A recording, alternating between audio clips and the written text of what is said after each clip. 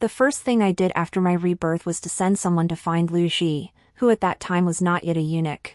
The once imposing ninth prince now lay prostrate at my feet, his wolf-like eyes fixed on me as if he intended to flay my skin, tear my bones, and devour me whole.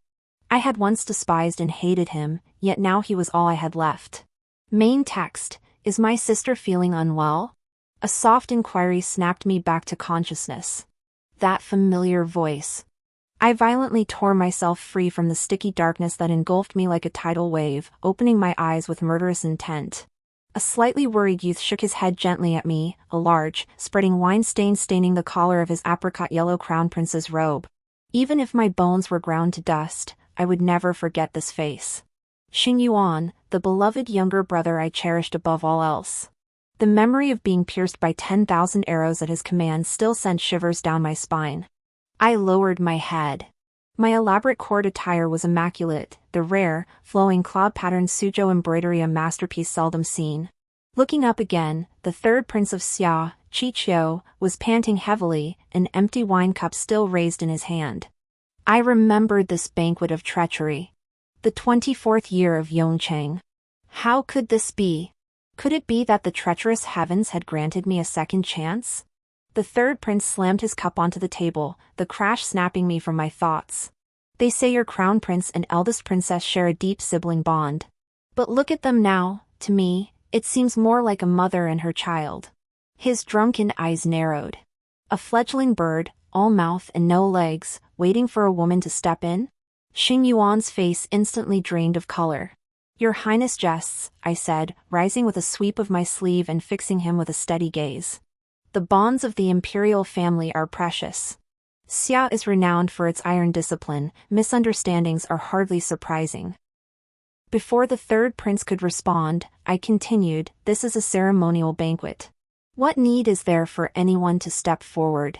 Your Highness may revel in your drink, but do not spoil the mood for the rest of us. In the 24th year of Yongcheng, princes from 6 nations visited Yunchuan Kingdom. Ostensibly for marriage alliances, their true ambitions were wolfish. The old emperor of Xia was on his deathbed. Eager to seize power, the third prince repeatedly sought my hand in marriage, only to be rejected. He then publicly humiliated Xing Yuan, who appeared an easy target, to embarrass Yunchuan Kingdom. In my past life, I cherished my brother above all else. I flung a cup of wine back at him. After the banquet ended, my father confined me to my quarters for half a year. The connections and influence I had painstakingly built were squandered in that time, ultimately benefiting others. Given another chance, I refused to repeat that mistake. Narrowing my eyes, I signaled to the female attendant and dancers beside me, whispering instructions. The attendant complied, and soon several jars of fine wine were brought forth. Music and dance filled the air, silently erasing the earlier incident. I gestured invitingly. Fine wine for beautiful women. This is my treasured Liuli Zue, aged for years.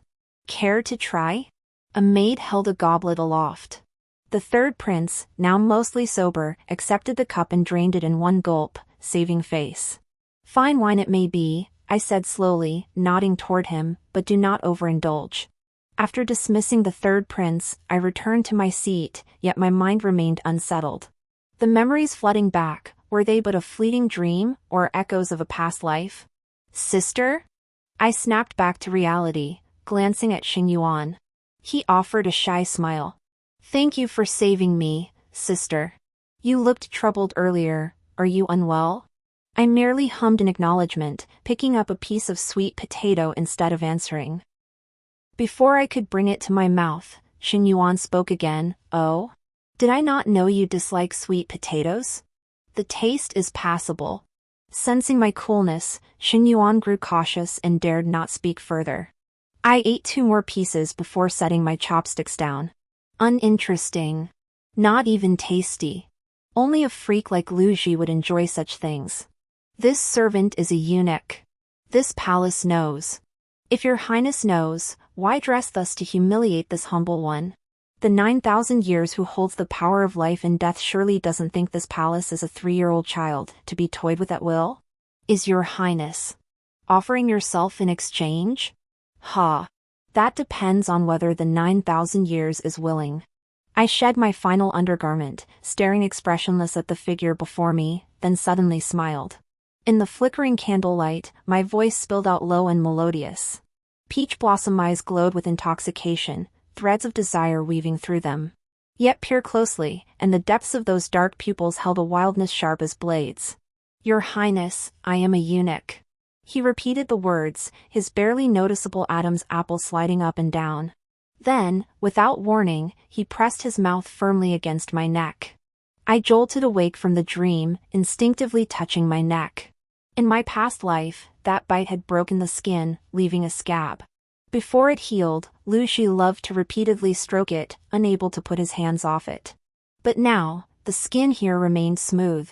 Perhaps dreaming of Lu Zhi had caused an inexplicable itch to flicker across the tender skin. It was now the summer of the 24th year of the Yongchang era. By my reckoning, Lu Zhi must have been sold into the palace around this time, becoming a eunuch in a haze of confusion.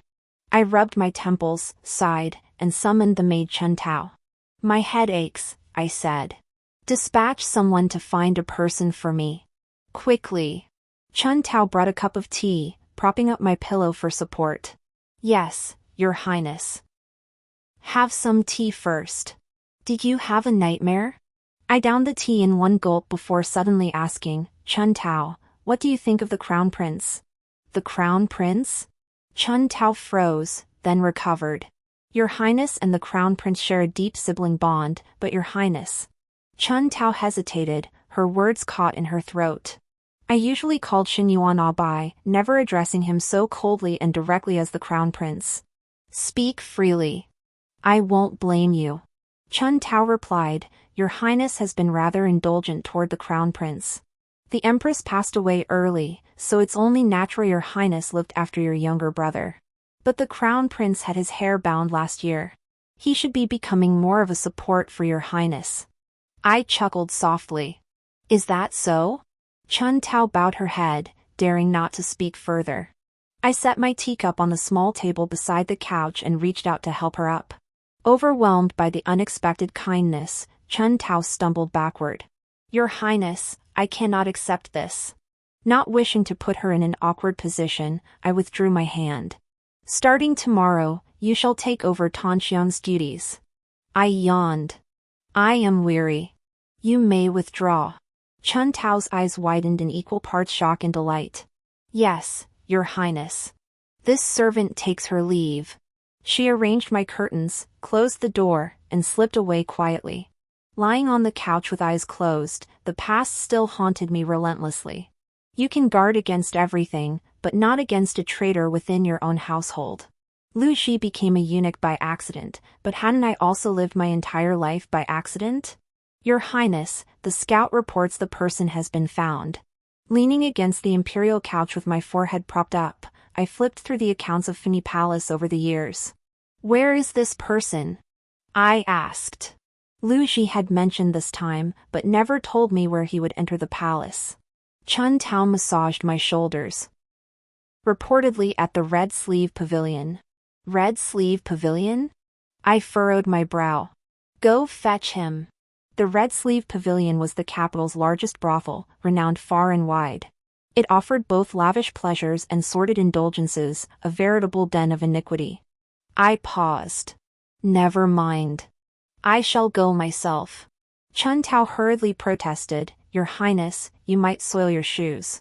It matters not. Chen Tao looked intensely curious about who could warrant my personal visit. I closed the ledger. No wonder Lu Zhi became a eunuch at 15 and mastered the ways of the bedroom without a teacher. No wonder he sometimes flew into rages, sneering that he was the son of a courtesan, his very blood tainted, determined to drag me down into the mire with him. That stubborn dog of a temper of his, he trusts no one. If I send someone else without explaining why, they'd likely be beaten before they could be carried back.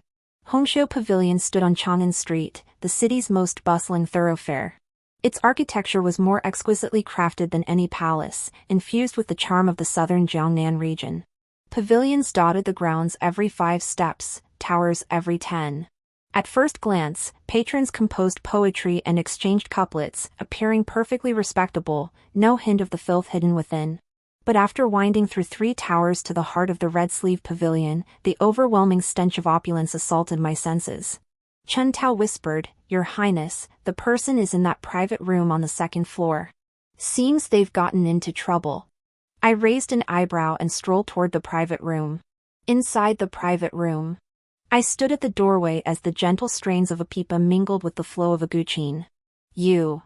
Come here." The third prince spoke lazily. As footsteps drew nearer, his voice grew increasingly suggestive. "You claim to be a servant? To me, you look like a woman. Otherwise, drop your pants and prove it." The third prince seemed to slap something on the table. "Spend the night with me, and all this is yours." "Oh. Still stubborn? Insisting I take matters into my own hands, huh?" Thud. SSHHH, the third prince sucked in a sharp breath, cursing, "Looks like you're not taking the hint." Then, I heard a sharp swoosh.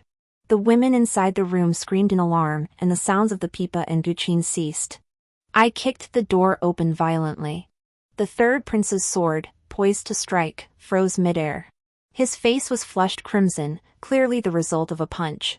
Lu Zhi stared at him intently, fists clenched, not flinching as the blade swung toward him. From my angle, I clearly saw a shard of broken porcelain clenched in his fist, already cutting into his palm. "You little wolf cub." I snorted with a laugh, ordered Chen Tao to guard the door, and shut it. "Why such fury, Your Highness? Please calm down. Our Yunchuan kingdom is unfamiliar with the southern winds, ignorant of your customs, and has never witnessed the third prince's majesty displayed thus." Step by step, I advanced toward the blade's edge, its cold glint mere inches from my face. Unflinching, I replied, "Why stoop to quarreling with an ignorant servant, Your Highness?" Though forced to sheath his blade, the third prince's fury simmered. He sneered coldly, "Princess Zhao Yung, what new charade are you performing now?" His words stung, but I couldn't be bothered to respond. Instead, I stood silently before Lu Zhi. The third prince exhaled a breath of wine-scented air, his resentment toward me palpable. His veiled insults carried clear intent. "That little brat dares embarrass me in public? Quite bold. I'll have him dealt with today." I smiled sweetly at him. With so many lovely maidens at the Red Sleeve Pavilion, why fixate on this reluctant one, third prince? Why not do me a small favor? I'll instruct the steward to select several more gentle and charming ones for you. I stepped forward and patted the third prince's shoulder. "Consider this my personal invitation. I want only her," he declared. "Where else could I find such peerless beauty?" He paused, then turned to me, suddenly grinning as he rubbed the spot where my hand had touched him. His breath reeked of wine. "Well, actually, Princess Zhao Yung is the true peerless beauty of this world. How does that saying from Yunchuan Kingdom go? Snow-white jade-like features, pearl-like lips with a touch of vermilion." The third prince said lightly, "This crabapple before the rain, pear blossoms before the snow, half the spring gone, Princess Zhao Yung alone occupies the other half of spring splendor. The position of third prince's consort, if the princess is willing, should naturally be given to her." In the haze of alcohol, he boasted shamelessly, reaching out to lift my chin. Before his hand could touch me, I let out a cold laugh, wiping all traces of a smile from my face. In the room's sudden silence, I swung my hand back and slapped him hard across the face. "You're pushing your luck, Chicho. Do you truly believe I dare not touch you?" I stepped closer, enunciating each word. "As a guest, I've shown you courtesy. Take it and keep it. Dare to provoke me again, and I'll settle every grievance, old and new." Chicho seemed stunned by the blow. Shaking his head, fury boiling within him, he roared, "Shengyining, who do you think you are to?" I flicked my hand dismissively, then turned with a sweet smile. "I dare. Why wouldn't I? Feel free to test whether I can crush you without a sound, then do your royal brothers a favor by delivering your remains." Chicho's rage choked in his throat. "Should I see you again?" I turned, pulling Lu Zhi close, my eyes icy. "I guarantee you'll enter Yunchuan standing, but crawl back to Xia." Lu Zhi remained silent all the way back to the palace. He seemed mute. Were it not for the crimson blood staining his knuckles, one might mistake him for a corpse.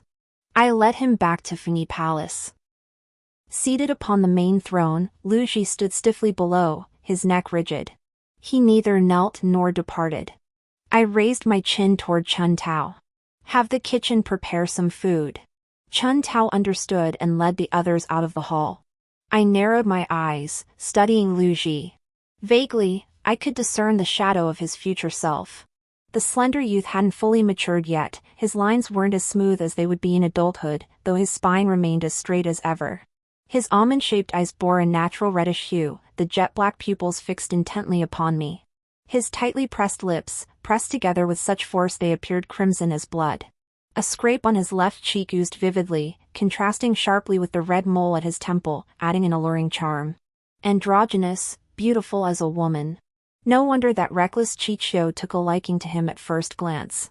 I spoke slowly, this palace has no shortage of male favorites. Lu Zhi's stiff neck relaxed imperceptibly for a moment. I calmly beckoned him forward, come. Lu Zhi hesitated for a long while before finally stepping closer. When I reached for his wrist, he visibly flinched, as if repulsed by the touch yet forcing himself to endure it, his entire body tense and uncomfortable. I slowly pried open his clenched fist, causing the barely formed scab to crack open once more. Bright red blood seeped onto my sleeve. Lu Zhi instinctively tried to pull his hand back. I lifted my eyelids to glance at him. Don't move. Lu Zhi froze, his wrists suspended stiffly. When had His Highness the Ninth Prince ever been so flustered, so restless?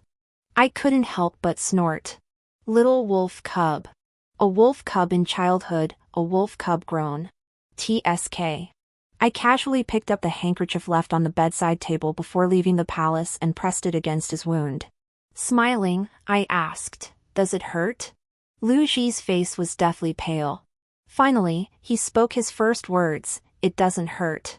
That stubborn streak of his never changed. I cursed his stubborn temper under my breath, tightening my grip on the cloth.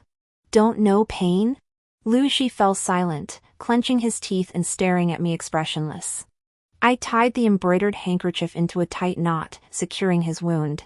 You know it hurts. Next time, don't cut yourself. I released his hand, pinching the bridge of my nose as I wiped the blood from my fingertips. What's your name? Lu Zhi stared at the blood on my fingertips and sleeve, took a few steps back, and lowered his head. Lu Zhi. Why were you at the Red Sleeve Pavilion? My mother worked at the Red Sleeve Pavilion. I grew up there. When I was 7, she died. I had nowhere else to go but to stay and do odd jobs. I never learned anything else. Lu Zhi lifted his head to meet my gaze, expressionless, his tone numb. Does this happen often? I noticed his small gesture, his fingertips kept fidgeting with the knot in his handkerchief, betraying his unease. So this habit began at such a young age. In my past life, the Ninth Prince, fierce, mad, laughing, furious, wild, and ruthless, would only play with my hair, twirling it absent-mindedly, during intimate moments. Often. Lu Zhi paused, realizing I was watching his fingers. He clenched his fists and froze, returning to his rigid, motionless stance. I hummed in acknowledgement. So that's how he got all those scars. The Ninth Prince disliked having attendants bathe him. He slept clad in brocade robes, and I was the only one who'd ever seen his body. Cold white, smooth as the finest jade, yet marred by countless scars. Whip marks, burn marks, knife marks. Lu Zhi said, I'll wash the handkerchief clean and return it to you. I raised an eyebrow, looking at him. I am Princess Yunchuan. You should address me as Your Highness. How unusual. To actually hear Lu Zhi use the pronoun I. When he's in a good mood, he calls himself this servant, when displeased, he refers to himself in a sullen, sarcastic tone as this one.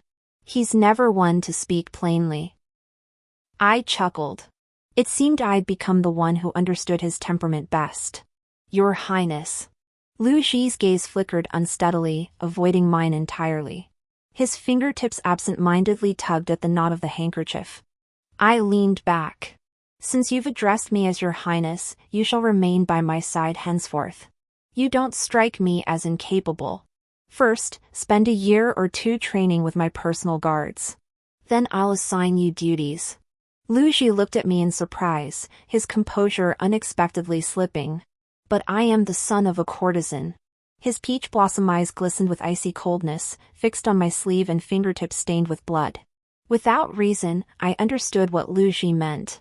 I was the son of a prostitute. My blood was tainted. I lowered my gaze, propping my forehead on my hand, then lifted my eyes to meet his again. I never keep useless people, nor do I rise early for things that bring no profit.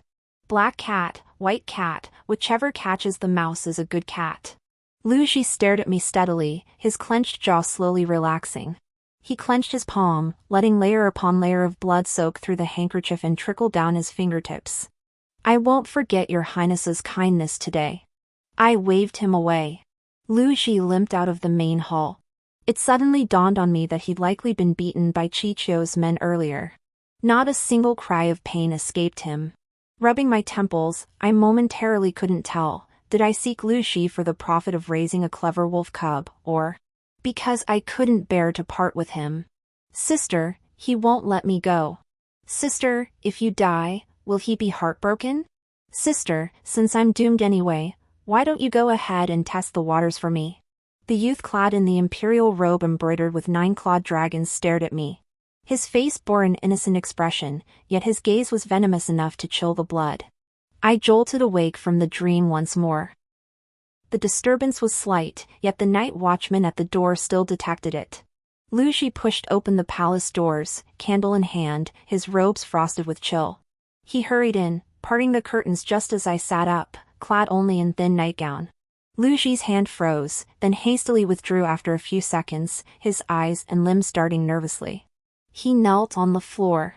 By candlelight, I saw his jade-like earlobes flush with a suspicious redness. I snorted in amusement, unconcerned by his impertinence. I pulled back the quilt myself, shifted my legs, and changed positions, letting my bare feet dangle onto the floor. Your Highness, the floor is cold, Lu Zhi murmured, his voice pitifully soft. He'd been looking down, unable to meet my gaze, and now he had to lift his head.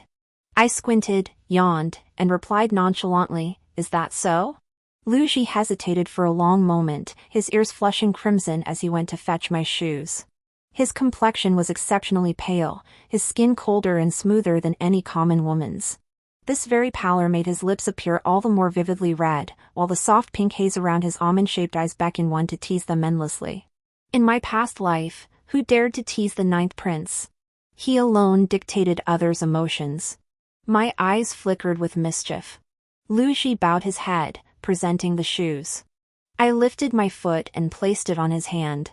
The icy touch mirrored his very being, impossible to warm. Lu Zhi stood frozen. Your Highness. I spoke lazily, help me put them on. The crimson on his earlobes gradually spread to his cheeks. Lu Zhi lifted his head to meet my gaze, his eyes darkening. Your Highness, please do not toy with me. What nonsense. I couldn't help but laugh until I was doubled over.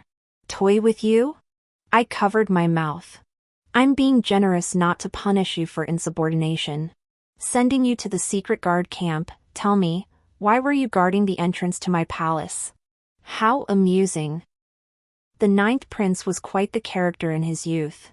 Lu Zhi faltered, averting his gaze. His long, butterfly wing lashes cast a dense shadow. Your Highness has shown me kindness. By day I serve in the secret guard camp, but by night I come to guard you. I teased, learned a few half-baked martial arts tricks? Think you can handle guard duty now? Your Highness saved me. I shall guard you. Lu Zhi pressed his lips together, his eyes darkening. He reached out with his other hand, cradled my foot, and slipped it into the shoe. His fingertips were icy cold. He then offered to put on my other shoe. I studied him, then clicked my tongue. You're hopelessly stubborn. Lu Zhi finished lacing the other shoe, his gaze fixed intently on me. He said, this servant would brave mountains of blades and seas of fire for your Highness, regardless of life or death. I chuckled softly. Enough with the exaggeration. I'll remember this. I leaned down and gave his cheek a light pat. Learn more from Chun Tao. The palace rules are intricate. Don't embarrass me when you walk among them. The implication was clear, I intended to keep him by my side. I waved my hand, signaling Lu Zhi to withdraw. Before leaving, he fixed me with a deep, lingering gaze. Like a lone wolf licking its wounds in solitude, driven by a beast's instinct, stubbornly fixated on a single truth. His jet-black pupils seemed to hold the image of someone, as if he longed to carry them back to his den at once. To rise from an obscure eunuch to the 9,000 years who controlled court politics in a past life, that took considerable audacity. Now, merely a child I brought back to the palace, he dared to look at me with such eyes. I rose, pacing slowly to the window lattice. Opening a pane, I let the summer breeze carry the cicada's song, slowly fermenting the air. A white dove cooed, flapping its wings as it landed before the window. Playing small against the big? How presumptuous! I chuckled. Yet we are all such presumptuous souls, struggling to climb upward, refusing to accept fate lightly. In my past life, I lived for my brother. This life, I shall live for myself. I sought paper and ink, silently composing a letter as I watched the white pigeon fly away. Moonlight spilled into the hall, spreading a shadowy glow across the floor. I am truly curious, what secret do you hold? I murmured, my gaze freezing over inch by inch. My dear younger brother. Half a month passed in a flash, yet no further rumors surfaced. Xing Yuan came to Fini Palace to see me several times, but I always fobbed him off with excuses of catching a chill and feeling unwell. I pushed away the teacup before me and stretched my limbs. How has Lu Zhi been lately? Chen Tao replied, I heard from the spies that he's quite willing to endure hardship. And the protocols? I picked up a tangerine absent-mindedly. How's he learning them? Chen Tao added, last time His Highness sent him to the Eastern Factory, he handled the matter with remarkable efficiency. His Highness truly has an eye for talent, he's a malleable gem. I peeled the tangerine, meticulously removing each membrane. Dealing with the Eastern Factory, who ends up at a disadvantage? Chen Tao chuckled. Eunuch Yu of the Eastern Factory took quite a tumble. Word is Lu Zhi didn't stop at a few public reprimands, he secretly broke several of Eunuch Yu's ribs. The man's still bedridden, unable to move. A genuine smile spread across my face. Well done. Yu Fu Hao, the East Factory's deputy, was originally my man. I'd secretly cultivated him from the moment he entered the palace, elevating him to the position of deputy commander of the East Factory. Yet human hearts are unpredictable. Half a year later, he secretly defected to the 9th Prince. Not only did the 9th Prince use this to strip me of my authority in the Ministry of Revenue, but he also caused me to lose many of my allies and followers. More crucially, this crippling blow indirectly led to my vulnerable position years later. To reclaim power, I climbed into the bed of the 9,000, who by then controlled the court. Just as these thoughts crossed my mind, the chamber doors creaked open. Speak of the devil. Your Highness, the matter you requested has been resolved. The voice of the adolescent, still in the throes of puberty, was hoarse.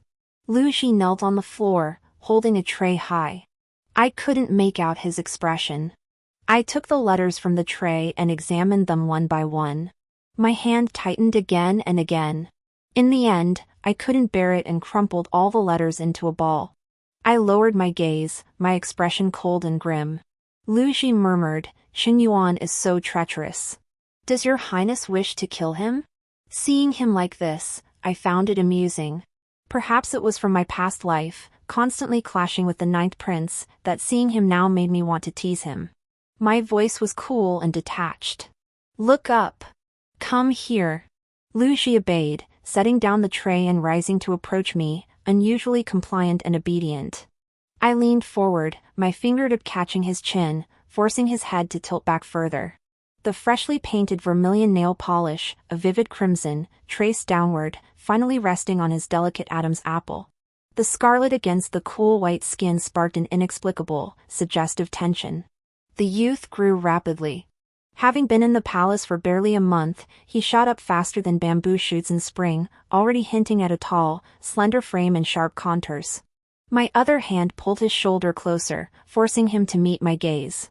The tension beneath his robe stirred sinful thoughts.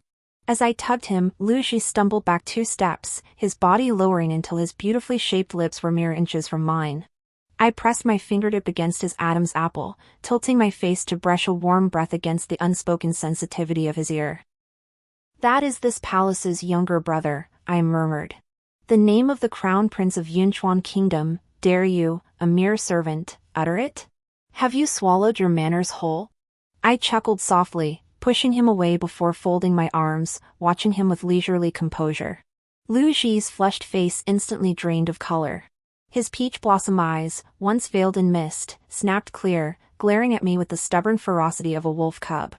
I burst into laughter first. The laughter grew louder, nearly bringing tears to my eyes. I desperately wanted to ask the once mighty ninth prince from my past life, "How could you possibly treat me like your personal property and throw a tantrum after I saved your life?" He was still so young, his wolfish ambitions and deep desires were written all over his face. But I didn't ask. I have only one younger brother, Shen Yuan. Even if he is unambitious and secretly supports himself behind my back, could I possibly kill my own lifeline? I gave him a meaningful look. My words were half-truth, half-joke, merely to tease him. Truth be told, I couldn't afford to act on impulse and kill Shen Yuan now. I merely wanted to see what the young wolf cub, the 9,000-year-old, would say. Lu Zhi's Adam's apple bobbed twice. "This servant will be your highness's support." I finally burst into laughter. "You?" Lu Zhi clenched his fists, veins bulging faintly on his knuckles. His gaze was fierce and focused. "Yes. This servant will be your highness's support," he added. Summer winds rattled the bells hanging from the eaves. My laughter gradually subsided until silence fell. I reached out to touch his waist. His slender waist held surprising strength, yet now trembled slightly beneath my palm. I hooked my fingers around his waist sash, my fingertips gliding between the sash and his clothing. My gaze locked onto his face, refusing to miss a single flicker of expression. Until I found what I sought. I held the handkerchief in my palm, twirling it twice. "It's quite clean." I gave the handkerchief a shake, its fluttering folds concealing the turmoil I struggled to contain in my eyes. I tossed the handkerchief back to him, watching his flustered grab for it as I curved my lips. "If you want something, fight for it yourself. Until you have enough ability, keep your little schemes hidden. I certainly don't want rumors spreading that I'm keeping a male favorite. You wouldn't want to be my male favorite either, would you?" I beckoned him closer once more. I leaned forward, staring intently at him for a long moment, watching the ambition in his eyes grow ever more intense. My reflection filled his dark, weathered pupils, my lips a vivid red. I couldn't help but sigh softly, leaning in closer. I bit his earlobe, leaving a crimson mark. "You may wish it. I do not." Lu Zhi's hoarse voice brimmed with restraint. "This servant does not wish it." He repeated, "This servant came to be your highness's support." Satisfied, I traced his earlobe with my tongue before sitting upright. Lu Zhi gazed at me with devout, almost fanatical devotion. If the 9,000 years of my past life saw me in this shameful state, he'd likely tear me apart with his bare hands. Propping my chin up, I said sweetly, "Very well. I'll be waiting." Lu Zhi was Lu Zhi. Even without experiencing the events of my past life, the soul of the 9,000 years still resided within his bones. Chun Tao held my parasol. "Why did your highness come personally?" I glanced up at the blazing midday sun. Curiosity. At the gate of the secret guard camp, I made no sound, only bent down to gently lift the curtain. I peered through the crack. Lu Zhi sat on the steps, expressionless, gnawing on a raw sugarcane stalk. I was startled for a moment, then watched him with renewed interest. If anyone had told me the imposing 9,000 years would be crouched here quietly munching on raw sugarcane, I would never have believed it. Yet there he was, squatting with cheeks puffed out, still retaining some baby fat, unlike his later years with sleek, angular features. There was an unexpected charm to it. The sun beat down fiercely. Lu Zhi finished the stalk in a few bites, his cheeks still puffed out. After swallowing, he rose, rubbed his hands together, and headed back inside. I noticed several bright blisters on his fingers. "Your Highness, aren't you coming in?" Chun Tao saw me about to leave and hurried to help me down the steps. "Let's go," I said indifferently. There was no point in watching. Little did I know that the moment I stepped away, the door swung open again. Lu Zhi stared toward the doorway for an eternity, his gaze growing almost vacant. He cautiously sniffed the air, truly like a wolf cub. After standing there blankly for a while, he finally turned back into the house. I still had matters to attend to. It was that time of year again when the pomegranate blossoms bloomed in full splendor. The pomegranate tree planted by my mother herself at the palace gates now blazed like fire. My eyes darkened as I stepped toward another hidden chamber within Flay Palace. Flay Palace had 2 secret rooms, one for housing the secret guards, the other for interrogations. As I pushed open the chamber door, the stench of blood and dampness assaulted my senses. My expression remained calm, though inside, my blood boiled in waves. In the dim chamber, rows of torture instruments hung neatly by the doorway. A woman hung lifelessly from rings, her body covered in blood. Many of the tortured areas had festered and rotted in the summer heat. Flies buzzed noisily around her. I pulled out a handkerchief to cover my nose, furrowing my brow slightly. Dead? An Yi emerged from the shadows, silently shaking his head at me. Your Highness, she won't talk. I gave a cold laugh, removed the handkerchief, and took 2 steps forward. Chen Tao gasped, reaching out to stop me. Your Highness, you'll soil your hands. I halted a few paces from Tanxiang. How could I be one to be slaughtered without a fight? Even if they pierced my heart with 10,000 arrows, I'd tear a chunk of flesh from them first. In my previous life, I died without the strength to struggle. Only then did I realize my food had been laced with poison. This perfectly aligns with what I taught Shen Yuan: always have a backup plan for everything, ensuring absolute certainty. Thus, he had a double safeguard, guaranteeing I would depart before him.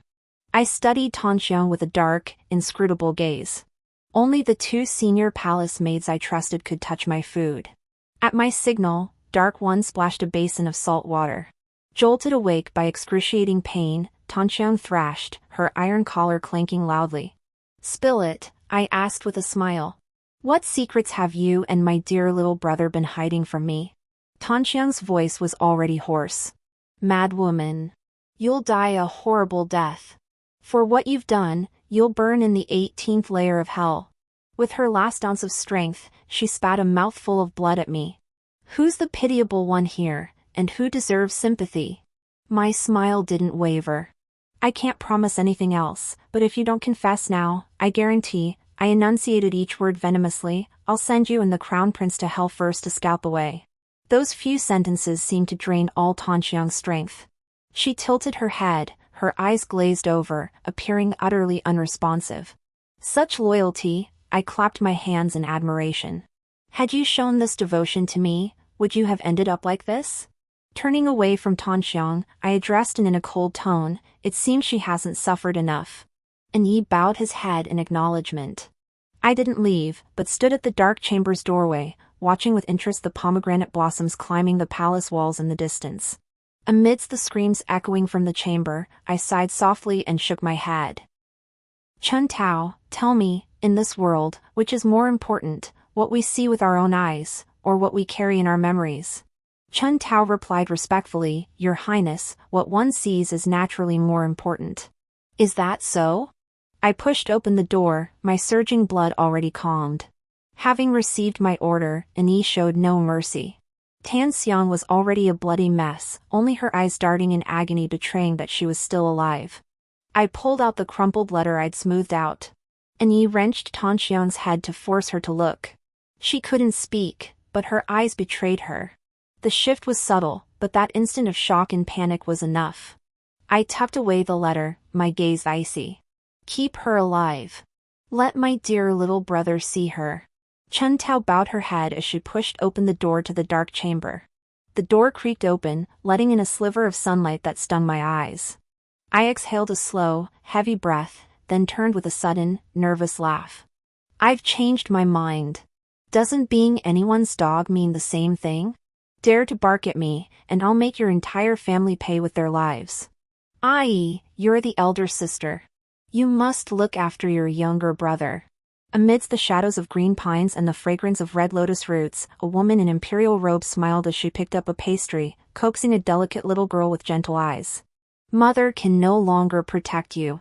In the dim palace, candles flickered and died one by one. Crackling wicks burned, leaving only a few strands of red tears before turning to ash. The emaciated woman clutched the little girl's hand tightly, her face deathly pale. Live on. You must live on. Another month passed in a flash. I could no longer recall how many times I'd jolted awake from dreams since my rebirth. After death, past memories are supposed to be erased. Yet the tangled recollections of 2 lifetimes weighed heavily upon me, an unbearable burden. What would I normally do at this hour?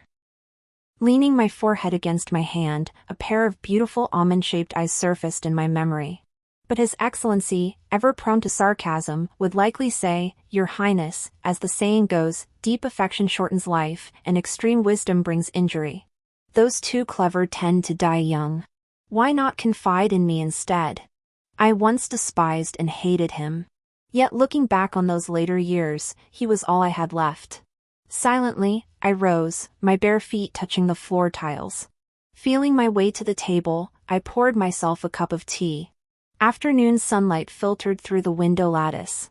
Hearing the movement, Chun Tao knocked on the door. "Your Highness, are you awake?" I responded, "Come in." Chun Tao pushed the door open but didn't step inside. Instead, someone else appeared behind her. I glanced at Lu Zhi. Chun Tao sensibly closed the door. "What is it?" I skimmed the tea foam and blew on it gently. Lu Zhi stared intently at me. I'd always felt his eyes were like those of a wolf or a tiger, and despite my previous warning, he showed no restraint. Just as I was about to speak, Lu Zhi suddenly knelt down with a thud. The youth was already thin, his kneecaps hit the floor with a dull thud that sounded painful. The scar between my eyebrows deepened involuntarily. Lu Zhi spoke slowly, enunciating each word. "Your Highness, I wish to go to the frontier." "Your information is quite reliable," I said, taking another sip of tea. I sighed and shook my head. "Why?" "Barbarian tribes have been raiding our borders lately. The days of Yunchuan Kingdom are numbered." His sun-darkened eyes held a predatory ferocity. "Your Highness said, if you want something, fight for it yourself." I slammed down my teacup, yanked his collar, and forced him forward. I met the ferocity in his eyes without flinching, merely lifting my lips in a faint smile. "Very well. We've always been cut from the same cloth. We never wait for others to dictate our fate. What we desire, we fight for, by any means necessary." I released my grip. Lu Zhi remained leaning forward, even taking a few more steps as if a caged beast had been unleashed. "Your Highness." I pressed a kiss to his forehead, light as a dragonfly's touch, fleeting, ignoring his startled panic. Too slender, pale fingers pressed together against his lips, blurring the line between his crimson mouth and the deeper stain of lipstick. I wouldn't let him say more. I laughed heartily. "I'll wait for your return." Lu Zhi stared at me, as if trying to pierce through me. The earlier shock had vanished. His lashes lowered, concealing his gaze. After a moment's thought, he swiftly opened his mouth and bit me. I hissed in pain, pulling my hand back to find a red mark. Born in the year of the dog, he never changes. When I looked up again, Lu Zhi was running his tongue slowly over his teeth and lips, savoring the taste. The majestic 9th prince from my past life now lay prostrate at my feet, his wolf-like gaze fixed on me as if he intended to strip my skin, tear my bones, and devour me whole. I gave him a kick, neither light nor heavy, and chuckled. "Should I call you a wolf cub or a dog pup?" Lu Zhi's voice was hoarse and low. His prominent Adam's apple bobbed twice, as if parched, or perhaps suppressed. He said, "Whatever pleases your Highness is fine."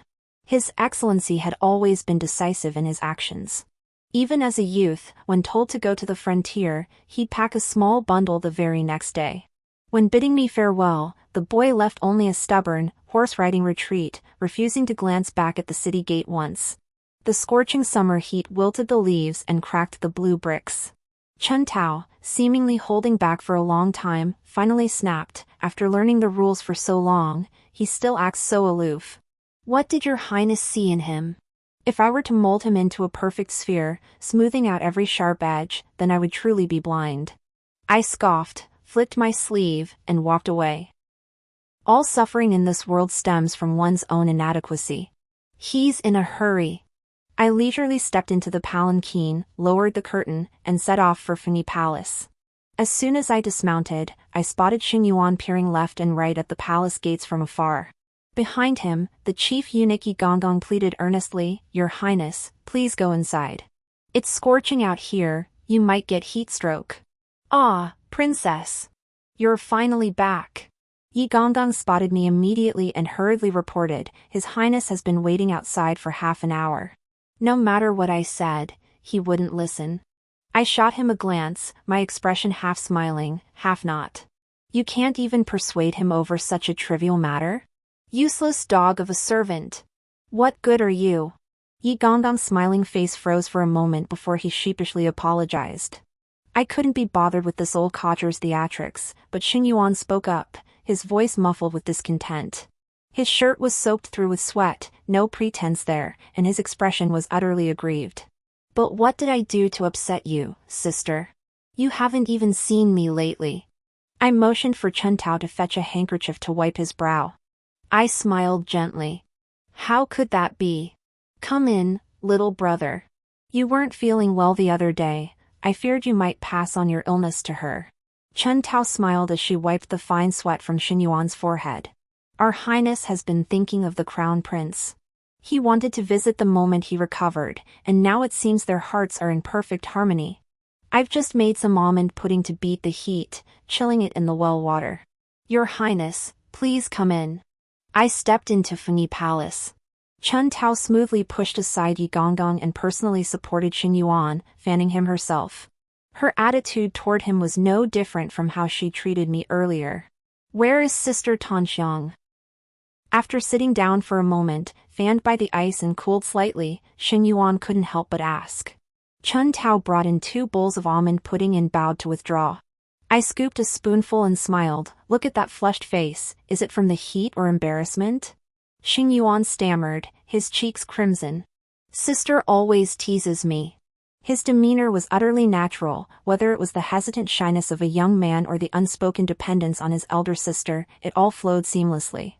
I studied him unobtrusively for a long while, realizing that falling for him in my past life was not in vain. My lifelong cleverness had been momentarily clouded. Tanxiang was about my age, and I once regarded her as my confidante. When Xing Yuan developed feelings for her, I didn't stand in their way. I never imagined they could put on such a convincing performance right under my nose. I conceded my blind spot. "Enough teasing. She returned recently after handling matters for this palace. As for you, consider your age, it's time you had a concubine. Xing Yuan is 15 this year, certainly old enough for a concubine. Mother passed away too soon, so your elder sister has made arrangements for you." Tanxiang, the curtain lifted at her words. A woman adorned in gold and jade, her cheeks rosy, peered timidly through. I curved my lips. "Your sister was indeed preparing to send her to you. Little did I expect you to arrive first." Xing Yuan's spoon halted midair, the porcelain utensil clinking sharply against the bowl's rim. His expression remained unchanged, but he lowered his eyes, his voice tinged with gratitude. "Thank you, sister." I scooped a spoonful of almond pudding. Sweet, sticky candied fruit clung to my teeth. I licked my cheek with my tongue, and a genuine laugh escaped my throat. "If you like it, I'll pick out a few more for you another day." Xing Yuan looked up, a hint of bashfulness in his eyes. Sister Tanxiang is enough." I merely smiled without comment, changing the subject to brush the remark aside. As Xing Yuan led Tanxiang out of Funi Palace, Tanxiang stole a glance at me. I picked up a piece of dried fruit from the tray, rolling it between my fingertips, pretending not to notice. Once they were out of sight, Chen Tao closed the door. The sun-dried plums rolled clatteringly into the dust. My hand remained poised as if tossing something away. "These plums aren't to my taste. Choose a day to send them to Tanxiang's family. They'll likely find them more to their liking." "Yes, Your Highness," Chen Tao nodded. After a moment's hesitation, she continued, "Before the Dark Guard apprehended Tanxiang's family, they discovered it was the Qin family who had been secretly manipulating them." I wiped my fingertips leisurely. No wonder. Tanxiang was quite filial, after all. A flicker of murderous intent crossed Chen Tao's eyes. Tanxiang is one thing. But the Qin family and your highness are bound by blood. How could they betray you so? I held a cold smile. And if they weren't? A year passed in the blink of an eye.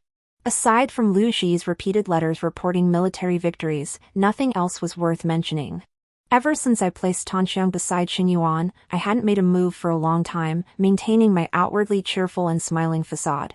With the realm now divided into 6 parts, I had already elevated Xing Yuan to Crown Prince of Yunchuan before my rebirth. To suddenly target him now would only leave me severely weakened. What is owed to me, I will reclaim, sooner or later. It's merely a matter of time. I remain the affectionate Princess Zhaoyang to my younger brother. Yet in certain matters, I withdraw without a trace, keeping my hands clean. As my 18th birthday approached, I sat in the lake pavilion, leisurely watching egrets wade through the water, sipping a cup of snow pine tea, utterly at ease. Opposite the pavilion stood a desolate palace. Gazing into the distance, my expression darkened. I had visited that palace recently. It was utterly dilapidated, showing no signs of habitation. Only on the wall beside the bed were a few words carved haphazardly.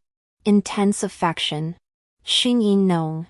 I sipped the tea, its bitterness making my tongue tingle, momentarily dazing me. What Lu Zhi uncovered for me was nowhere near as sordid as I had imagined. The truth largely matched my suspicions. I was not the Empress's biological daughter. My birth mother was an outsider brought back during an imperial tour, surnamed Chu. The favored concubine Chu never imagined her deeply devoted lover would be a tyrant lost in the palace's 3,000 beauties. Her disappointment was profound. Her fiery temper soon cost her favor. The emperor never meddled in the palace's scheming for attention. Like many beauties who found favor for a single night, she withered away within the palace walls. After giving birth to me, she passed away.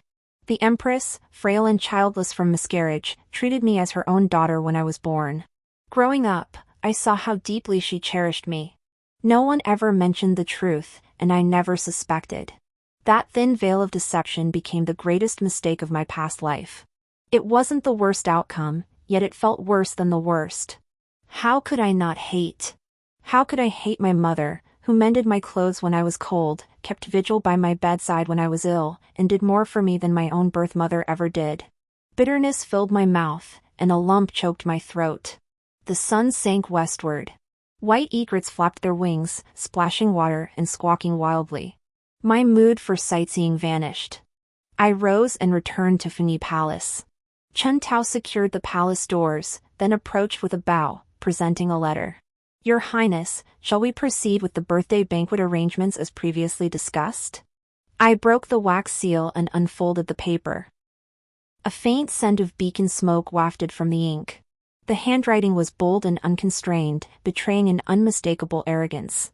I scanned it quickly, then crumpled the paper into a ball and tossed it aside. Chen Tao looked puzzled, but I was too irritated to care, only responding with a cold laugh. He's back, and he's become even more ignorant of protocol. Between the lines, the wolf cub begged for rewards, his messy script overflowing with agonizing longing. Such audacity, such disregard for propriety. Princess Zhaoyang's 18th birthday banquet was lavish and boisterous, even drawing the eldest prince of Xia Kingdom to offer congratulations in person. My father, the emperor, whose illness grew worse by the day, forced himself to endure the first half of the festivities. Host and guests reveled in mutual delight, the atmosphere warm and harmonious. Yet looking around, the entire hall was filled with hidden agendas and scheming. I paced to the pavilion in the lake center, catching the breeze to sober up. Just as I was about to leave, a sudden weight seized my waist.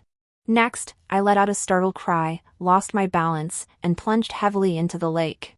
The autumn waters of the pavilion held a chill, soaking through my elaborate court robes. A poor swimmer, and further weakened by the wine, I choked on several mouthfuls of water as soon as I hit the lake. Floundering on the surface, I drifted further and further from shore, my hairpin loosening and my hair scattering wildly. Someone! Princess Zhaoyang has fallen into the water. What are you standing around for? Go save my sister! Xing Yuan's frantic voice echoed from afar. Amidst the maidservants' shrieks and the chaotic clamor of the crowd, the 2 splashes into the water seemed particularly insignificant. Soon, my flailing ceased, and I sank beneath the water, weighed down by the heavy fabric. Just as I couldn't hold my breath any longer, a pair of strong hands clamped around my waist, hauling me upward. Cool, soft lips descended, giving me 2 breaths. I tried to open my eyes, but the water pressed down on my eyelids. I could only make out the vague outline of a pair of beautiful eyes.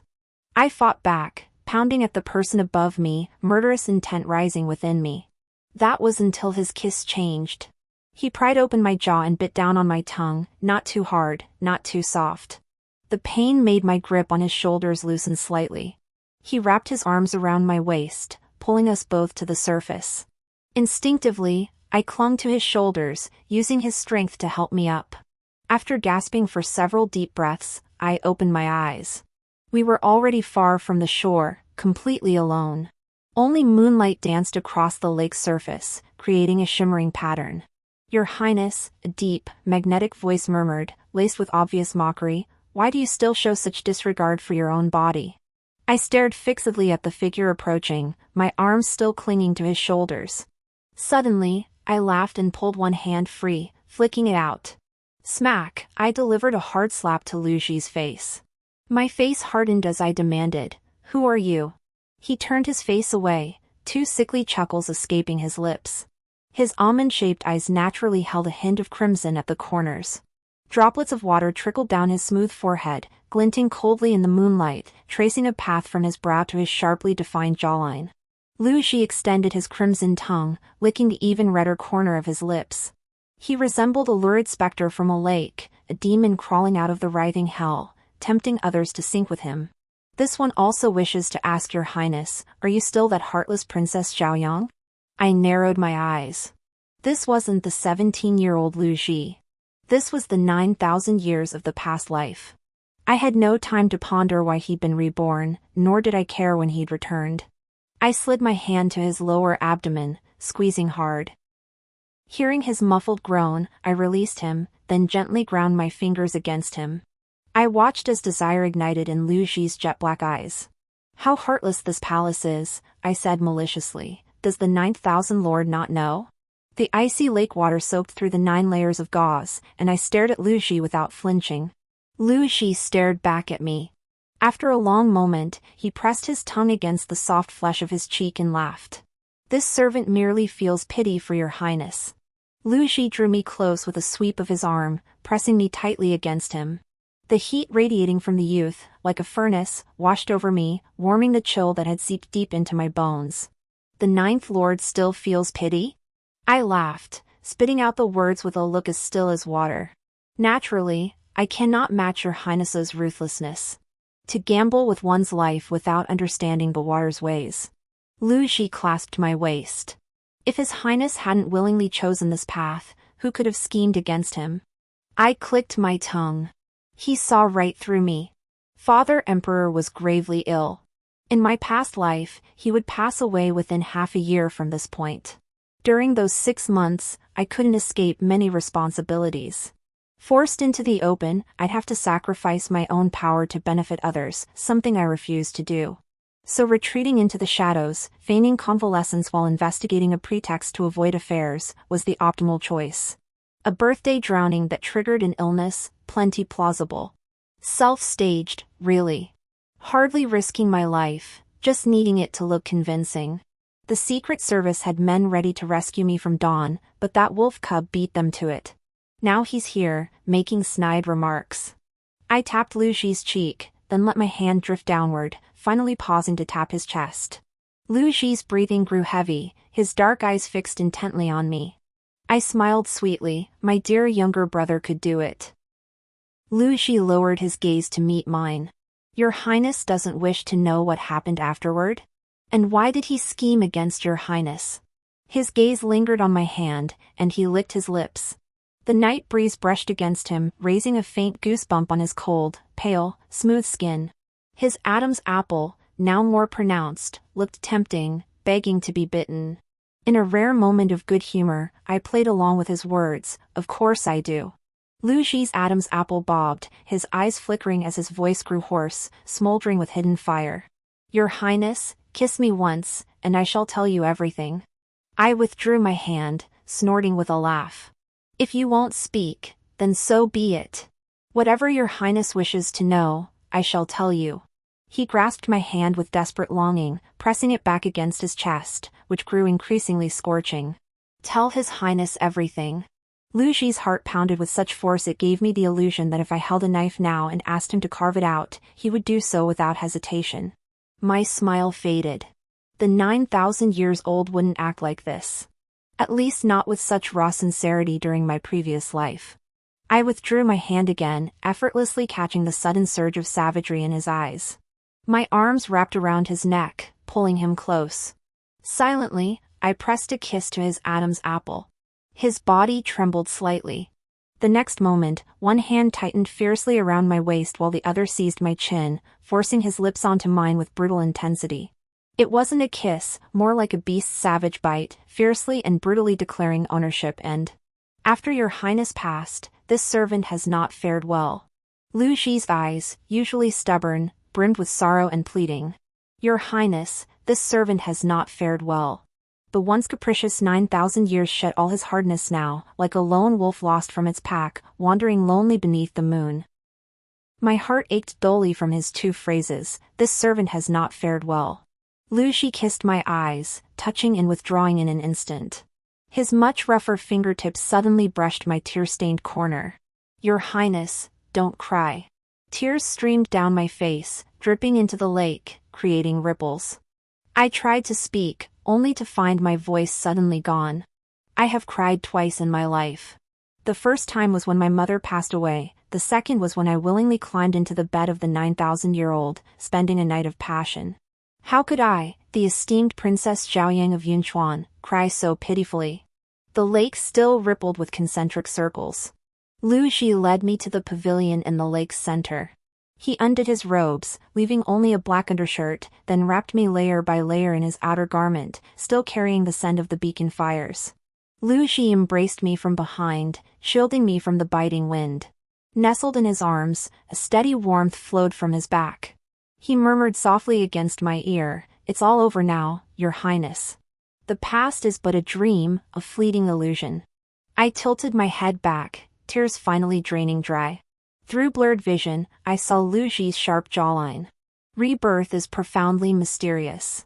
In my past life, countless unspoken thoughts weighed heavy. In this life, I walk alone, a lonely soul unable to find those from before. I am Princess Zhaoyang of Yunchuan, yet I am also flesh and blood. I am haunted by nightmares and the overlap of double memories, questioning my own fragility in the dead of night. I cannot tell if it is I who am unworthy, or if the world itself is unworthy. I have never spoken of this to others, nor have I ever shown the slightest hint of weakness. But now, only the 9,000 years remain by my side. He says that after my death, he has not fared well. All it takes is the slightest straw to break the dam of pent-up emotions. Lu Zhi held me tighter and tighter. He lowered his head to meet mine, his dark pupils dotted with starlight. "So, Your Highness, do you know how overjoyed I was when I awoke and found you had sought me out so early?" His kisses fell again, light and frequent, upon my face. A light peck, as if he'd found a long-lost treasure. My voice cracked as I spoke. "Lu Zhi. Your servant is here." This was the first time I'd ever called him by name. I'd always mocked Lu Zhi for calling himself your servant when happy, and switching to the sullen this one when displeased. Yet I was no different, I'd always addressed him as Your Highness, distant and cold. "Do you truly care for me?" I gripped his collar tightly, his inner robe pulled down to reveal the youth's pale collarbone. Having never spoken such words of vulnerability in 2 lifetimes, I momentarily forgot my formal address. Lu Zhi touched my mouth, slowly rubbing my lip. He said, "Your Highness, I once did not believe that longing could be resolved. And now? Now I believe it. All that talk of dying for one's pride while living in misery, it's for those who've never truly died." He sighed deeply. The proud head of the 9,000-year-old bowed, melting all his coldness into a pool of tenderness within his peach blossom eyes. I closed my eyes, letting him pull me into his embrace, wrapping me in careful tenderness. Dying for one's pride while living in misery. Those who cling to pride suffer in vain. My voice was low, lost entirely in the night breeze. Lu Zhi, it seems. I've grown rather fond of you. The incident of Princess Xiaoyang's fall into the water caused quite a stir. Those with ulterior motives sought audience at Flay Palace several times, only to be turned away by Chen Tao each time. As time passed and winter approached, Father Emperor's illness grew increasingly severe, yet he still lingered daily among the beauties of the harem. These past months, the princes had truly pulled out all the stops, each scheming to secure a piece of the throne before their father's death. I shut myself away, refusing audiences. Driven to desperation, Xin Yuan finally shed his timid demeanor, clashing fiercely with his brothers until both sides were exhausted. Among them were those who coveted the power Lu Zhi had amassed over the past year at the frontier. Clutching tray after tray of documents, I nearly laughed in exasperation. I kicked Lu Zhi, who was curled up by my footstool. Did you bring these specifically for me to advise you? Should you marry the daughter of Minister Li or the younger sister of Minister Lin? Lu Zhi smoothly scooped up my bare foot, cupping it in his palm to examine. Your Highness, I merely wish to demonstrate that I too am a sought-after commodity. His words finally made me laugh in exasperation.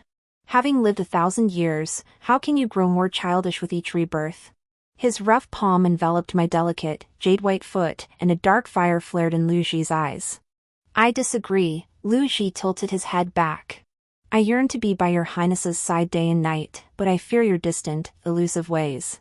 I twisted my foot twice, trying to pull it back, and scolded with a laugh, only you would dare to play hard to get after getting what you want from this palace. Lu Zhi clamped down on my foot, pinning it in place. He straightened up, his scorching breath brushing against my neck. Your Highness, I am highly sought after.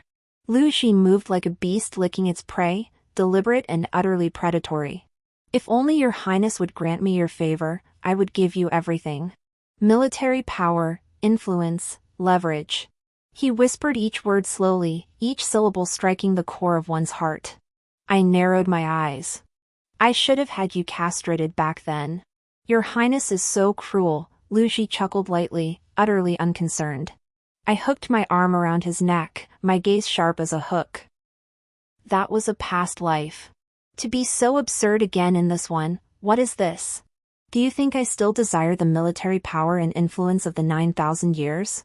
Lu Zhi gazed at me intently, light tracing every contour of his skin. It is this servant who dared to aspire to your Highness. It is this servant who willingly gave everything, begging for your Highness's mercy. His expression was too earnest, making my heart race wildly. An unfamiliar panic made me turn my head away unnaturally. It's settled. The days spent recklessly entangled with Lu Zhi flew by. Before I knew it, the year was drawing to a close. As tensions escalated in the former court, my covert operations were repeatedly disrupted by several imperial princes.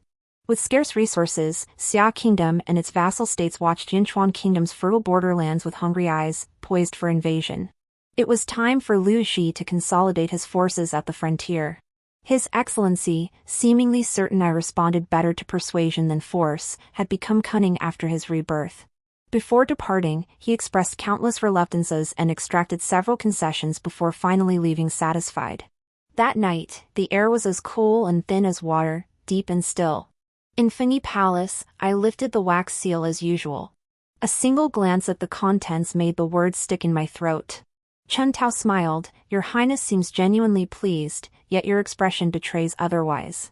I frowned at her, shifting uncomfortably to glance at the bronze mirror. In the mirror's gleaming surface, a beauty's brows were half furrowed, a smile lingering at the corners of her lips, her eyes shimmering with rippling light. I tossed the letter aside and snorted coldly, sarcastic. Chen Tao giggled as she picked up the letter from the floor. Seeing the flush spreading across my cheeks, she quickly made a shushing gesture, her smile still bright. Noticing I was about to write, she lit a small brazier to warm my hands. I twirled the brush tip, dipped it in ink, and began, "How is father's health?" Time was running out for him, a ruler who'd spent his life in stupor, indulging in beauty, and maintaining a mere facade of governance. His Majesty rarely heeds the Imperial Medical Bureau. Lately, he's been taking elixirs supplied by the Bureau of Astronomy. The moment I wrote Lu Zhi, the name felt sickening. I crumpled the paper and burned it without a second thought. Whose men? The Secret Service uncovered it, the third prince's men. Chun Tao lowered her eyes, hesitating to speak further. Tan Xiang relayed word that behind the scenes, it was the Qin family's second young master who arranged the medicine formula through several rounds of back-channel dealings. I picked up the brush again to write His Excellency, but it felt wrong too. Distracted, I remarked, "My cousin, he certainly has some nerve." Feeling the reply was poorly written, I decided against it altogether. Lazy, I tossed the brush aside, my eyes cold. My dear father emperor, of all his sons, not one wishes him to live. Even the third prince of his most favored consort, Consort Mei, couldn't wait for him to die. As an emperor, he was senile and incompetent. As a father, he was easily swayed, always listening to the whispers of his bedchamber. Those of us without the protection of a mother consort had to rely solely on our own abilities to compete. I shook my head gently. My heart had grown cold toward this nominal father long ago in my previous life. Now, I could only sigh with regret. "Have Dark One prepare the men," I said, propping my chin on my hand as I gazed out over the palace. I've avoided matters for so long. Once father passes, I must finally meet those beasts and spirits. Chun Tao poured me tea. "Why not take charge yourself, Your Highness?" My eyes darkened, about to speak, when sudden commotion erupted outside. The scent of scorched flesh wafted in, accompanied by the grim-faced Dark One. Dark One knelt half-bent, expression icy. "Your Highness, the Emperor is gravely ill. The Crown Prince has seized the palace with Chen's old troops and the Black Armor Guards." Chun Tao's hand trembled as she poured tea, spilling droplets across the table. I wiped the water from my wrist without flinching. In the next instant, the sound of clapping echoed sharply through the silent Phoenix Hall. I clapped my hands and sneered coldly, "Look at my dear little brother. How many more surprises does he have in store that I don't know about?" I lowered my eyes, my expression icy. After baiting him for so long, it's time to reel him in. Outside the Xichin Palace, the scent of blood wafted for miles. Viscous trails of blood flowed down the steps, staining the 24 white jade platforms crimson. Heavy snow had begun falling at some point, melting the scalding blood into small pits. I wore court attire, my makeup meticulously applied. The elaborate, floor-length skirt clashed starkly with the grim, sword-bearing guards. My hem had caught blood, saturating the vermilion gauze beneath until it blazed with a deeper, more vivid crimson. The fixed stares of the rebels flanking me felt like scraping blades. At the far end of the palace entrance stood the head of the Qin family, a man long past retirement age who should have returned to Jiangnan to live out his days. Behind him stood several of the Qin brothers, each armed to the teeth. I gathered my cloak and smiled, lifting my lips. "Long time no see, grandfather. Winter has come." The old patriarch of the Qin family stood hunched, his temples frosted white. He stared at me for a long moment. He did not speak, nor did I wait for his reply. Only as I passed by him did the old master murmur softly, as if in a dream, the little girl Yun spoke of. "She's grown so tall now." I raised an eyebrow. Hearing the name Yun, I sneered coldly, "Whether it be my mother or myself, in your eyes, grandfather, are we not both inferior to a single Xingyuan? In my past life, the 9,000 years had already risen to power by this point. Even with the Qin family's scheming, they gained no advantage over Lu Zhi. After the Qin family patriarch passed away, the younger generation possessed ambition but lacked capability. Wasn't it I who secured Shen Yuan's position as crown prince and helped my dear younger brother ascend the throne? Yet as Yunchuan kingdom declined and smaller states rose in turmoil, the utterly rotten court offered no capable hands. Once again, the 9,000 lord took command of the armies. Already a thorn in their side, the 9,000 lord now seized full military authority, becoming the de facto supreme ruler in all but name. Conspiracy theories swirled, and Xingyuan grew paranoid, fearing the 9,000 lord would seize power upon his return to the palace. Xingyuan hid this from me, colluding with the Ministry of Revenue and the Eastern Factory to deliberately delay supplies. Yet his scheme was both foolish and treacherous, allowing Xia Kingdom to exploit the opening. Their forces advanced like a bamboo shoot splitting through the ground, reaching the very gates of our city. As the nation crumbled, Lu Zhi fought his way back. Knowing his schemes had been exposed and that the ninth prince would show him no mercy, Xing Yuan forced me onto the city walls. He demanded that I, his elder sister, scout the situation for him. All those past events came flooding back. This lifetime holds no 9,000 years wielding life and death authority, only the rising star, young General Lu. With no obstacles left and seeing me adrift, having lost control of power, they couldn't be bothered to feign courtesy toward me for even a moment. I brushed my sleeves, ignoring the expression on old Master Chen's face, and strode straight toward the inner chambers of the purple Forbidden Palace. Xing Yuan stood with hands clasped behind his back before the imperial dragon bed, his figure shrouded in layers of drapery. The marble tiles of the outer hall, normally polished to a mirror-like shine, were now strewn with severed limbs and shattered remains. The unclosed eyes of the third prince's head, kicked by an unseen hand, rolled clattering into a corner. I proceeded calmly, leaving Chen Tao behind in the outer hall. The deeper I walked into the inner chambers, the more familiar faces I encountered. The second prince, who died by my hand in my previous life, the fourth prince, whom I framed and sent to the Ministry of Justice, the fifth prince, whose power I seized and confined to his residence, the favored consort Mei, the arrogant and tyrannical second princess. Now, some lay decapitated, others stabbed multiple times. I never knew humans could bleed so much, enough to form a sickening, crimson ocean. Sister, I invited them all, the boy's voice, still raw from puberty, carried a hint of delight. Only you, sister, came of your own accord. I lifted the curtain, gazing coldly at Xing Yuan. His hands behind his back, he smiled sweetly, his apricot-yellow crown prince's robe stained with blood. I pulled back the quilt myself, checking the breath of the figure on the bed.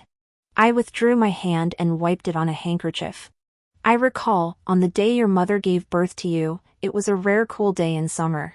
A frail woman held a scroll of text, lighting a single bean oil lamp. Amidst the clamorous chirping of cicadas, she softly read stories from the history books to me, her voice occasionally punctuated by coughs. She stroked her rounded belly with bliss, placing my small hand upon it. Mother wishes to give you a little sister. That way, even if mother. The queen, gentle as jade, trailed off abruptly. Instead, she patted my head. You two will be companions from now on. Mother can rest assured. Will surely be a good sister. Frail and often ill, she was sent by her family to the palace to struggle through life. Amidst the murky, muddy waters of the imperial harem, she never harmed anyone.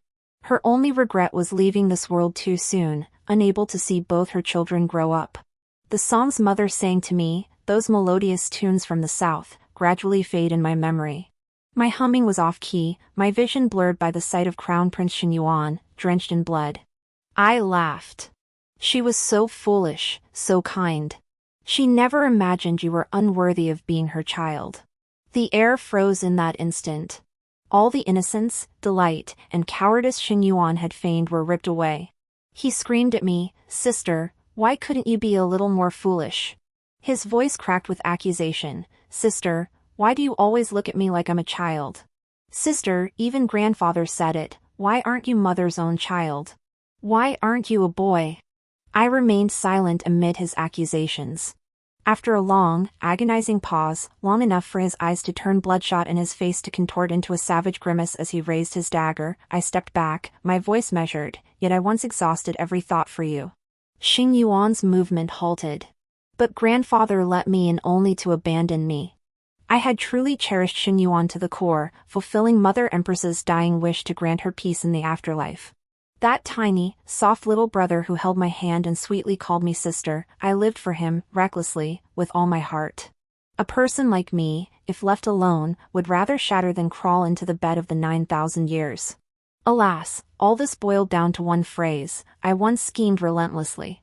Xing Yuan stared at me with unnerving intensity. Sister, you only saw me as a useless waste, utterly incapable of anything. When mother was alive, she doted only on you. She never loved me at all. You merely pitied me, took pity on me. You never shared anything with me. You treat me like a puppet. You only love power. If you knew I wasn't your real brother, you'd kill me without hesitation. You're nothing but. His voice abruptly halted. The dagger in his hand plunged toward my left shoulder. Had I not dodged in time, it would have pierced my heart with deadly precision. Xing Yuan instinctively released his grip, shaking his head as if awakening from a dream, not daring to move the dagger an inch. I should have killed you long ago. I gripped the dagger, expressionless as I pulled the blade free. Spurting blood splattered across his face. The fledgling bird, believing its wings fully grown, frantically wiped his face in panic. Outside the long silent purple heaven palace, clamor erupted once more, the incessant clash of blades and the sound of slaughter. Dagger in hand, I advanced step by step toward Xing Yuan, forcing him to retreat. Tan Xiang. Tan Xiang. His voice trembled as he called out to Tan Xiang, the former Qin family spy left by my side, now the only person in the purple Qin palace with martial arts training. Tan Xiang emerged from the shadows and knelt before me, bowing once. Xing Yuan stared at me in disbelief. I cornered him, the winding trail of blood from his shoulder stretching from the dragon bed to the wall, horrifying. I leaned down, towering over him. I said it before, you are unworthy of being her child. She risked her life to bear you. I pressed the dagger against his cheek, its sharp edge glinting coldly. She endured 6 long years just to see you grow up. Every sleepless night she coughed, you slept soundly. Only I stayed with her, watching her sew clothes for you day and night. I'm not her biological child, but I willingly call her mother. What about you? Sweet, metallic blood dripped onto the floor. My face was pale, and waves of dizziness washed over me. I tapped his face with the dagger, unwilling to look at his panicked, bewildered expression. You're right. You'll always be a useless piece of trash. You think you can scheme against this empress? I insist on making you this puppet. I insist on making you obediently keep silent, watching as I seize power. I shot a cold glance at Tan Xiang. Tan Xiang pulled a packet of powdered medicine from her sleeve pouch. How strikingly similar the scene was. The slaughter outside Xichen Palace gradually ceased. I watched Tan Xiang force a packet of silencing powder into the limp Xing Yuan. Only when he finally couldn't utter a sound, clutching his wounded shoulder, did I whisper, I won't kill you. I've repaid what I owed my mother. 1 life in the past, 1 scar in this life. I rose, arms folded, and called, Dark One. Your servant is here. I whirled around abruptly. Flames leapt skyward, consuming the moonlit frost that blanketed the ground.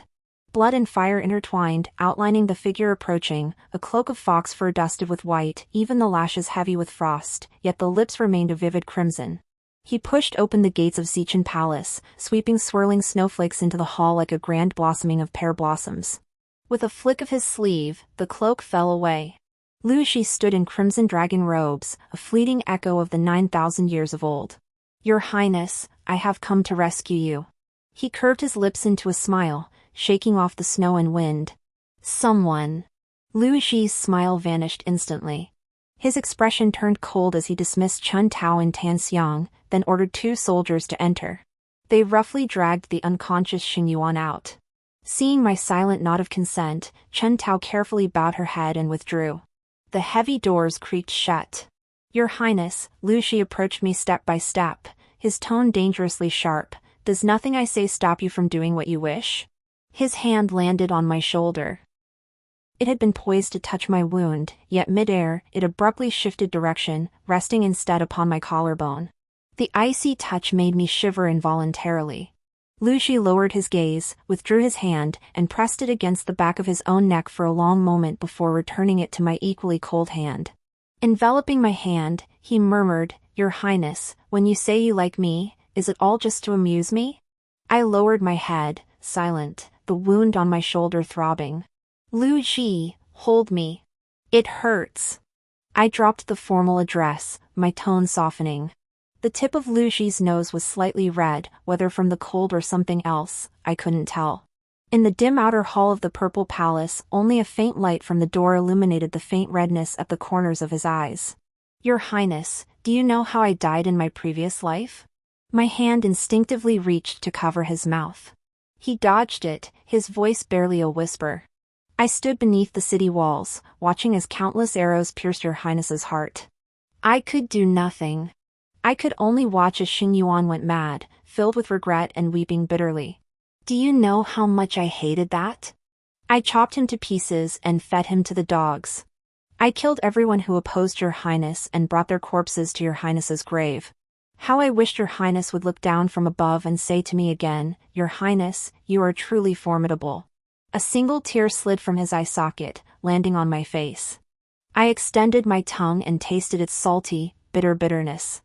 I couldn't save anything, Lu Zhi said with a bitter laugh, tears rolling down his cheeks.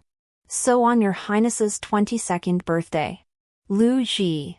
I tilted my head back, covering his mouth with mine, biting down hard on his tongue until I tasted blood. When he finally quieted, I pulled away and asked him, Have you seen the embroidered box I sent you? Your servant dares not, he murmured, his voice wavering between tears and laughter.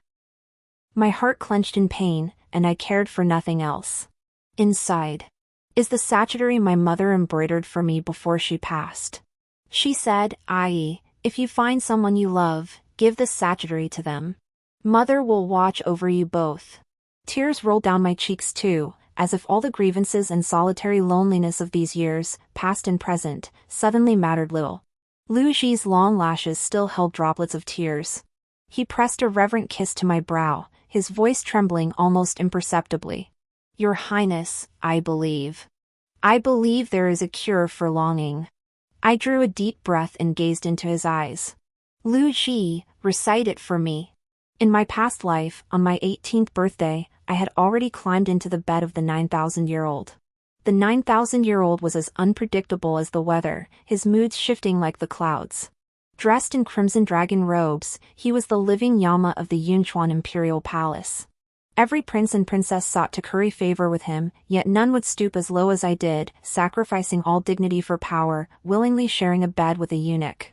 I knew well that all suffering in this world stems from one's own inadequacy. Yet I couldn't help but instinctively flee from this shameful bargain. Lu Zhi was mad.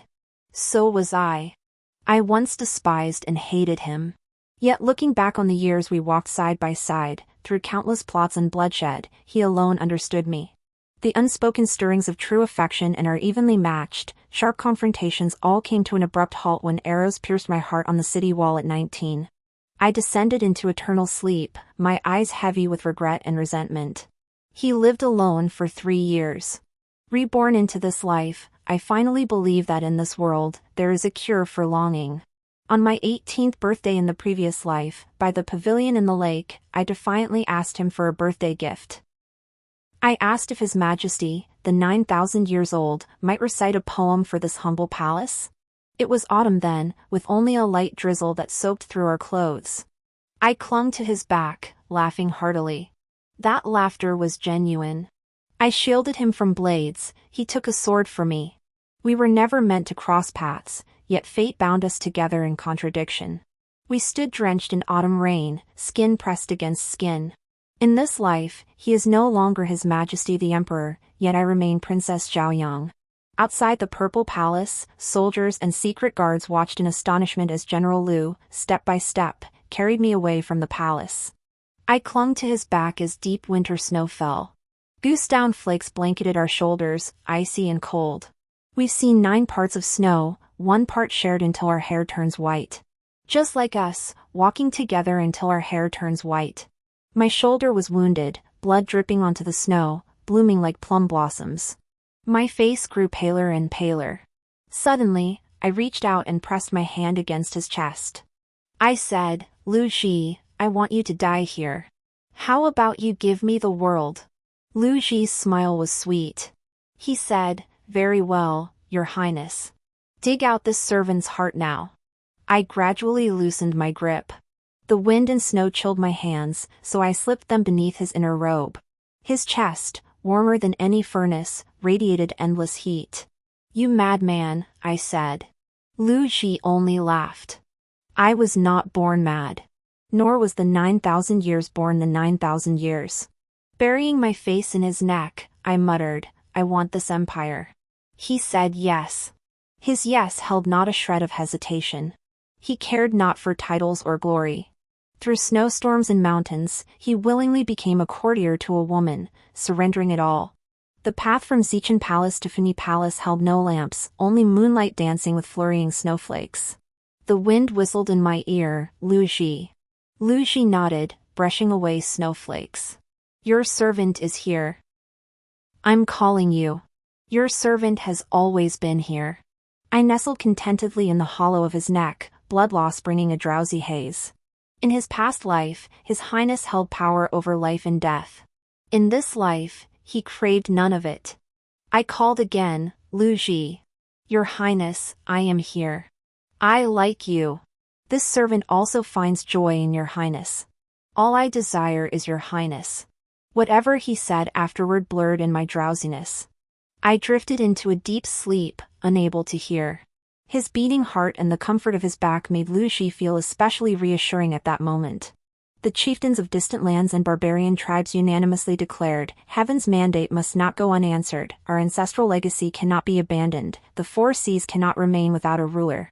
On the auspicious first day of the year, Yuan ascended the altar with his ministers, receiving the imperial seal and sash. His reign began in Yunchuan, bringing lasting peace to the four seas. Upon the city tower, I held a golden cup, splashing wine as an offering. My gaze swept across the vast expanse of the Yunchuan realm. And I would be the true power behind the 9-layered pearl curtains, the puppet emperor's shadow. Lu Zhi embraced me from behind. Your Highness. I curved my lips, turning to nestle into his embrace. The setting sun casts a brilliant golden glow, enveloping us in warmth. Ice melts, forming icicles that slowly drip water. Lu Zhi? Your servant is here. Lu Zhi. Your Highness? I just wanted to call your name. Your servant is always here. The story ends. Thank you all for your companionship. See you in the next chapter.